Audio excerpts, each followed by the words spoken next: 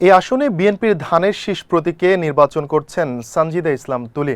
বাংলাদেশে গুম হওয়া ব্যক্তিদের পরিবারের প্ল্যাটফর্ম মায়ের ডাকের সমন্বয়ক হিসেবে বেশ পরিচিত তিনি।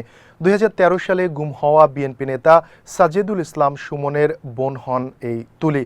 গত এক দশকেরও বেশি সময় ধরে নিখোঁজ ব্যক্তিদের সন্ধানে তার সাহসী লড়াই তাকে জাতীয় ও আন্তর্জাতিক পর্যায়ে মানবাধিকার আন্দোলনের প্রতীকে পরিণত করেছে। এই আসনে তার লড়াই হবে জামায়াতের মীর আহমেদ বিন কাশেম আরমানের সঙ্গে। তিনি জামায়াত ইসলামের প্রয়াত নেতা মীর কাশেম আলীর ছেলে। দীর্ঘ 8 বছর আয়নাঘরে গুম থাকার পর 2024 সালের আগস্টে মুক্তি পান তিনি। পেশায় আইনজীবী আরমান মানবাধিকার আন্দোলনে বেশ সক্রিয়। গুমের শিকার পরিবারের সদস্য হিসেবে তার প্রতি জনমনে বিশেষ সহমর্মিতা রয়েছে। মিরপুর ও সাভার নিয়ে গঠিত ঢাকা 14 আসনে মোট ভোটার 4,56,044 জন। এর মধ্যে 2,32,166 জন পুরুষ এবং 2,23,974 জন রয়েছেন নারী ভোটার। এছাড়া 4 জন হিজড়া বা তৃতীয় লিঙ্গের ভোটার রয়েছে।